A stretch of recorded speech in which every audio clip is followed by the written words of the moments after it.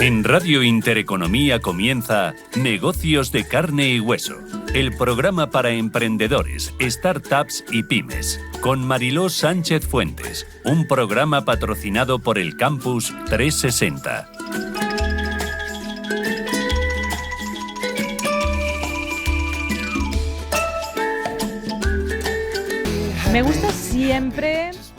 Me gusta siempre comenzar enmarcando un poquito el contexto económico y político en el que nos movemos.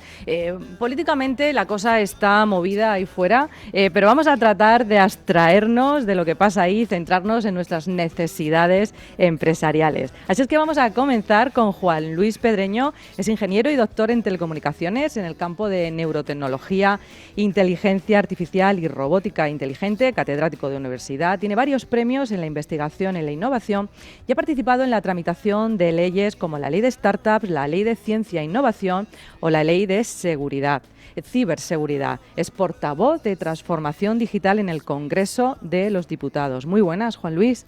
Hola, muy buenos días, Mariló. Muchas gracias. Bueno, pues comenzamos contigo. Primero, gracias por estar aquí. La que está cayendo ahí fuera ya sabemos cómo está, pero cuéntanos, ¿cuál es esa situación en España sobre el ecosistema de las startups, pero sobre todo esos diferentes mecanismos de inversión para poder tomar las mejores decisiones a la hora de crear y escalar startups? Bueno, pues antes de nada, muchas gracias por invitarme al programa, gracias por compartir. Además, no es la primera vez que lo hago con alguno de los compañeros. Creo que tienes aquí medio ecosistema para lanzar las startups, que aprendamos. Bueno, yo creo que una de las cosas que yo he aprendido, como bien has dicho, durante la legislatura anterior tuve, como portavoz de Transformación Digital, tuve la oportunidad de llevar muchas de las leyes que tienen que ver con esto, pero al final todo este recorrido de las startups hasta llegar a un crecimiento, incluso llegar a bolsa, digamos, tiene un ecosistema legal detrás, ¿no? Eso tiene un corsé, que son unas reglas del juego. Y yo lo que he aprendido es que durante la tramitación de todas estas leyes nos encontramos con que parece que son actividades inconexas, ¿no? Que la ciencia va por un lado, la innovación va por otro, la startup va por otro, y de hecho, aquí en el mismo plantel, pues tenemos ENISA, CEDET, ISA. Es que son muchos ministerios, ¿no? La innovación depende de un ministerio, las startups dependen de otra, ENISA depende de otra, etcétera, ¿no? Entonces, yo lo primero que creo, analizando un poco la situación, es que falta, o sea, no está esa conexión hecha, ¿no? De tenerlo todo. Yo he estado mirando algunos datos en algunos de estos, para ver algunos indicadores. Hombre, a ver, en algunos estamos bien, pero en general, en el mundillo de las startups, no estamos bien con respecto. O sea, tendríamos que ser líderes. En España, con el talento que tenemos, sí, con los recursos que tenemos, tendríamos que estar arriba en casi todos los indicadores, incluidas las universidades, ¿no? Y no es así. Entonces, yo, por ejemplo, el tema de fiscalidad, hay una cosa que bueno, entiendo que debería de cambiar, que es realmente los países que tienen más innovación en el mundo son los que tienen la mejor fiscalidad, ¿no? Es algo de lo que perseguimos todos, pero en cualquier ámbito, ¿no?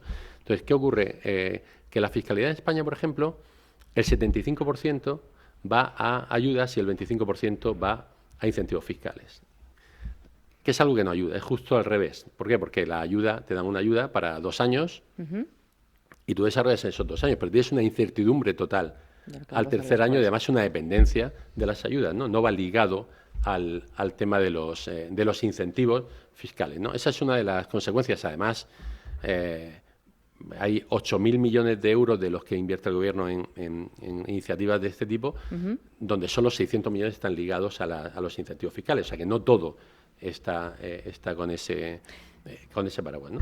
¿Qué tendría que cambiar? Tenemos esa situación regulatoria, es la que tenemos, relacionada con la innovación, las startups. ¿Qué tendría que cambiar desde tu visión interna?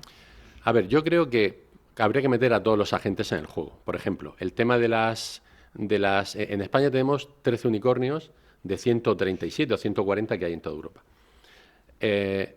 Los spin-off, que son las empresas que salen de las universidades, que es el mundillo donde yo más tiempo he dedicado, no termina, son los potenciales unicornios. ¿Por qué? Porque la travesía inicial que hacen las startups, la haces a cobijo dentro de un marco de los grupos de investigación. Eso no está metido en el juego. Y luego la innovación, la ciencia e innovación, que es lo que es el binomio que hay en España, está muy lejos de lo que es la innovación de verdad. La innovación que necesitan las startups, el tema de las patentes, las ayudas, todo eso está bastante alejado porque se centra mucho más en carreras investigadoras, ese tipo de cosas, ¿no? Y luego el tema de la ley de startup, que sabéis que hay una ley que se aprobó en diciembre del año 2022. Mucho en ella.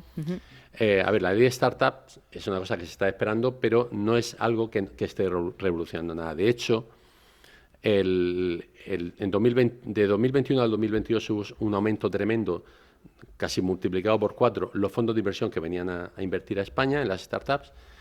Es verdad que la pandemia ayudó mucho porque hubo mucho ahorro, los emprendedores empezaron a desarrollar tecnología aprovechando la pandemia, pero lo cierto es que en el año 2022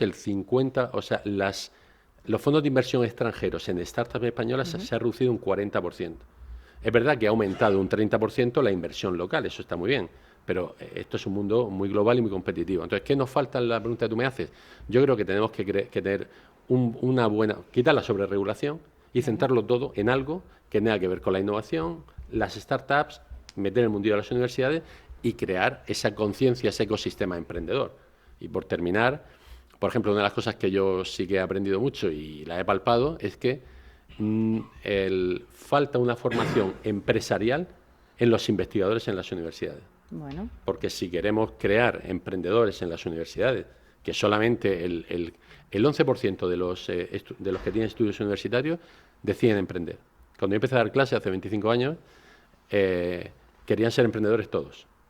Luego, querían ser funcionarios todos. Vale. Luego, casi infarto. Todos.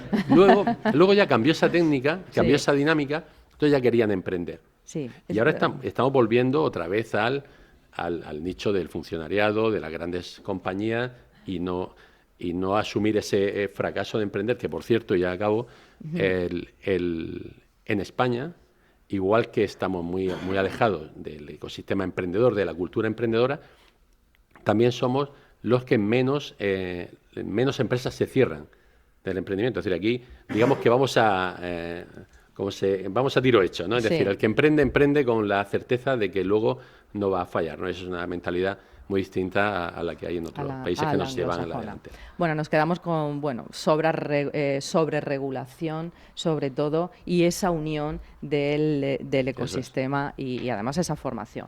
Gracias, Juan Luis. Ahora... Bueno, a mí, pues, yo por aportar en este aspecto voy a cambiarme de gorra. Venga. Eso no importa, yo estoy montando una spin-off. Vale, pasamos del Congreso de los Diputados a Startupero. Y entonces, yo no me he planteado, pero bueno, tendré que hablar con alguno de vosotros. No tenemos ese planteamiento aún, estamos muy cerquita, pero es verdad que, y me lo pone muy fácil Luis Ignacio, porque uno de los problemas que de base, que había salido muy poco, ha salido al final, que me estaba sorprendiendo, es el tema de las patentes, precisamente.